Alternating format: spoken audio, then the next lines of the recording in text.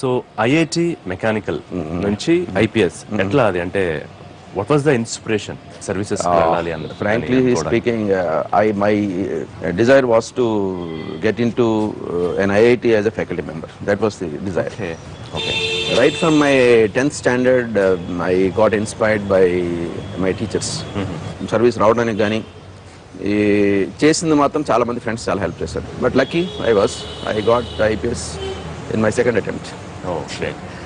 మీరు సర్వీస్లోకి వచ్చిన తర్వాత 84 the first posting ASP Bellampalli. So first పోస్టింగే అక్కడ నక్సల్స్ ప్రభావిత ప్రాంతం. సో ఎట్లా అనిపించింది? No, it was really a tough assignment for us, very tough assignment. ఎందుకంటే మాకు అందులో అనుభవం లేదు. ఎస్పీ గారు ఎంత ఎంకరేజ్ చేసేవారంటే, అప్పట్లో వివేక్ దుబే గారు ఉండేవారు, ఏ విధంగా దీన్ని కంట్రోల్ చేయాలి, ఇంట్రాగేషన్ ఎలా చేయాలి ఒక నక్సలైట్ సింపథైజర్ కానీ ఎవరినైనా అని నేర్చుకోవడానికి కూడా మేము బయట జిల్లాలకు వెళ్ళేవాళ్ళం. సార్ అంటే ఇట్స్ ఏ ప్రాసెస్. నేను కలిసిన ఆఫీసర్స్ లో చాలా మంది అంటే ఫస్ట్ పోస్టింగ్ ఈ నక్సల్స్ ప్రభావిత ప్రాంతాల్లో జనరల్లీ ఉంటూ వస్తుంది. అంటే వాంటెడ్లీ అలా ఉంటుందా? వాంటెడ్లీ చేస్తాం. ఎందుకంటే కారణం ఏంటంటే you need a direct recruit officer. ఇప్పుడు డిఎస్పీ డైరెక్ట్ రిక్రూట్ ఉంటారు, IPS officers direct recruit. You need them because వాళ్ళు ఏంటంటే కొంచెం అప్పట్లో energy is more, your commitment is more, you are capable of handling the things. So even at the cost of risk of life and all that, they post only direct recruit officers. More than 10 years you worked in that mostly affected close to, I should say, 20 years. 20 years. 84 to 2004. I mean, Naxalite ప్రభావితం చాలా peak గా ఉంది 2004 వరకు కూడా.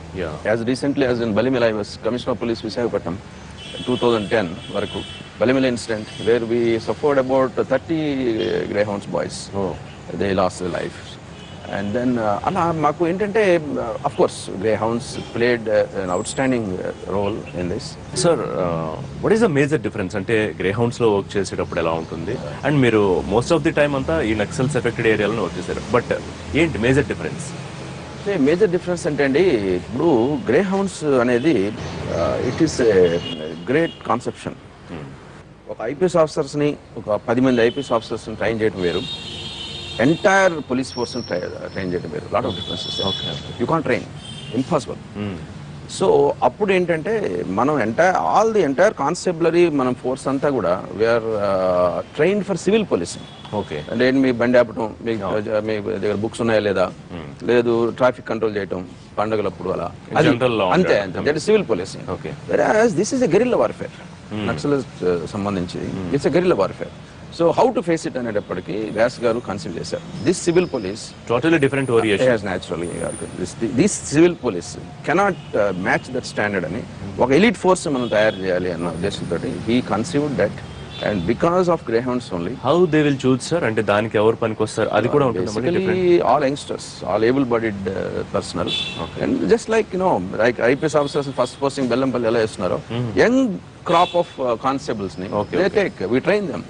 In fact, some of the officers we should not name, they help quite a lot. They are from army, they are from defense. They helped us quite a lot how to bring up the force and all that. Train them to match the standards of Naxalism, how to go into the forest, how to survive. Ella survive avvali. 2-3 days they go, they just take some packed food and go inside. And then they really face the toughest situations. Though I never worked directly in Greyhounds, I used the services of Greyhounds. Like when I was SP, I can requisition the services. So Vaskaru, he did a fantastic job and he's one of the pioneers in institution building. Sir, pseudo Naxals వీళ్ళని face చేయడం లేకపోతే నార్మల్గా మనకి అఫీషియల్గా ఉన్న మావోస్గా నక్సల్స్ని వాళ్ళని face చేయడం, వాళ్ళతో పాటు మళ్ళీ ముఠాలు కొన్ని నక్సలిజానికి దూరంగా కొన్ని ముఠాలు వర్క్ చేస్తున్నాయి. సో వీళ్ళందరినీ హ్యాండిల్ చేయడానికి ఒక స్పెషల్ ప్రోగ్రామ్ ఏమైనా డిజైన్ చేసి ఉంటుందా? ప్రోగ్రామ్ అని కదండి, జనరల్ గా వాళ్ళు అంటే నాట్ ప్రైజింగ్ దెమ్, వాళ్ళలో కూడా కొన్ని ఎథిక్స్ మోరల్స్ ఉన్నాయి. డబ్బులు అడుగుతారే కానీ ఫోర్స్ చేయరు. ఓకే. ఫోర్స్ చేస్తున్నాడు అనుకోండి, we can understand that is not a real naxalite, is a pseudo fellow. So the general behavior of the pseudo Naxalite we can easily find. I have faced couple of situations like that in Guntur when I was SP. Some doctor was forced to part with money.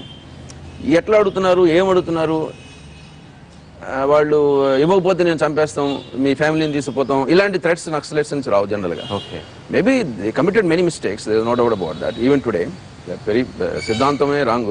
But point ఏంటంటే ఈ pseudo Naxalites ఏంటంటే minimum morals ఉండవు వీళ్ళకి. Pseudo Naxals అంటేనే Naxalites అని చెప్తారు, చెప్పేదను ఈ పనులన్నీ చేస్తుంటారు. So we can easily make out. చాలా మంది ఏంటంటే బయటకు వచ్చిన వాళ్ళు కొంచెం అంటే డీజనరేట్ అయినటువంటి గ్రూప్ ఉంటుంది, మెంబర్స్ ఉంటారు కొంతమంది. ఇనిషియల్ గా వాడు సిద్ధాంతం ఏదో నమ్మిపోతాడు, అక్కడి నుంచి బయటకు వచ్చేదని ఆ సిద్ధాంతాన్ని వదిలేస్తాడు, డబ్బులు చేసుకోవడానికి కొంత ట్రై చేస్తారు. బేసికలీ మాకు అటాక్ జరిగినవి కోకోలో ఉన్నాయి. ఆ వార్ జోన్ లోకి వెళ్ళినప్పుడు మెంటల్ స్టేట్ ఎలా ఉంటుందండి? రియల్లీ టఫ్ అండి. ఇంతవరకు వచ్చిన ఆఫీసర్స్ అందరూ కూడా ఆల్ ఐపీఎస్ ఆఫీసర్స్ అనండి, పాపం కానిస్టేబుల్స్గా రిక్రూట్ అయిన వాళ్ళు కానివ్వండి, ఎవరైనా కానీ everybody was ready to face the situation. ఆ రోజుల్లో ఏంటంటే ప్రైడ్, ఎస్ మనం ఈ ఫీల్డ్లో పనిచేస్తున్నారంటే గవర్నమెంట్ కూడా అలానే రికగ్నిషన్ ఇచ్చింది, ఎస్ ది టఫ్ ఫీల్డ్. అందుకని పోలీసు కూడా చాలా మీకు తెలిసి ఉంటుంది, అధికారాలు ఇవ్వటం కానీ, లాట్ ఆఫ్ బెనిఫిట్స్ ఇవ్వటం కానివ్వండి, ఏదన్నా ఫ్యామిలీ కోల్పోతే వాళ్ళకి ఎక్స్గ్రేషియా కానివ్వండి, అలా చాలా ఇన్సూరెన్సెస్ కానివ్వండి, they supported us quite a lot. We also responded. So it's the toughest possible scene. అంటే రియల్ గా పోలీస్ అధికారిగా వచ్చి ఆ క్రీచర్ కంఫర్ట్స్ అథారిటీని ఎంజాయ్ చేద్దాం అనేటువంటి రోజులు లేవు. ఆల్మోస్ట్ మీ బండికి స్టార్స్ ఉండవు, ఫ్లాగ్ ఉండదు, రెడ్ లైట్ ఉండదు. ఒక మాట చెప్పాలంటే దొంగలాగా వెళ్ళాను, దొంగలాగా వచ్చేవాళ్ళం. ఎస్ డెఫినెట్లీ అంత భయం ఉండేది. భయం అంటే పర్సనల్ సేఫ్టీ, ఎక్కడ ల్యాండ్ మైన్ పెడతారో తెలియదు. అలా ఎంత టఫ్ అంటే రిసోర్సెస్ కూడా అలానే గవర్నమెంట్ పంప్ చేశారు, ఎందుకంటే this problem has to be solved అని చెప్పని. గుంటూరు చేసినప్పుడు దట్ టైమ్ ఫ్యాక్షన్ ఎలక్షన్స్ జరిగినప్పుడు చాలా చోట్ల రీపోలింగ్ జరిగినా మీ దగ్గర అక్కడ మాత్రం రీపోలింగ్ జరగకుండా ఎవ్రీథింగ్ సెట్ పర్ఫెక్ట్. ఎట్లా, how you handle that? I work for 6 months on that. I took it as a challenge. It's not an easy task. 6 months నేను నా ముందు ఎలక్షన్లో ఒక 6 members చనిపోవడం, సిఆర్పిఎఫ్ వాళ్ళు ఫైర్ చేయడం, attack and joint collector and police station attack, ఇవన్నీ incidents నాకు I was given a brief on that. So then I realised why we cannot control. సో ఎంత ప్లాన్ చేసామంటే 6 months హెడ్ ఆల్మోస్ట్ సమస్యాత్మక polling booths అన్ని visit చేయటం, ఏ team ఇక్కడ ఉంటుంది, ఆ టీం ఒకవేళ ఏదన్నా అయితే ఎలా రెస్పాండ్ అవ్వాలి అనేటువంటిది. సో ఆ స్కీమ్ ఇప్పటికి కూడా I consider as the best scheme ever prepared. అప్పుడే ఏం చేసామంటే మేము షాడో పార్టీస్ అనే కాన్సెప్ట్ స్టార్ట్ చేసాం. What about Vizag CP sir? You have made some reforms, ఇప్పటికీ అవి కొన్ని కంటిన్యూ అవుతున్నట్టు నేను విన్నాను యాక్చువల్లీ. అంటే ప్రొటెక్షన్ అంటే basically Vizag is by and large a very peaceful city అండి. కాకపోతే ఈ small offences are more in number, like chain snatching అని ఇలాంటివి చాలా ఎక్కువ ఉంటాయి. నా ప్రిన్సిపల్ ఏంటంటే ఎవ్రీ డే ఒక criminal is not born in the society. The same criminals keep on doing more and more offences. ఒక సెట్ ఆఫ్ పీపుల్ ఉంటారు, ఒక 50-100 మంది ఉంటారు. ప్రతిరోజు క్రిమినల్ వస్తాడంటే ఐ డోంట్ బిలీవ్. అట్లా వస్తే దేశం ఇప్పటికి ఎప్పుడు కంప్లీట్ దెబ్బతినిపోయింది. Yes exactly. So I believe that few guys keep on repeating this thing quite often.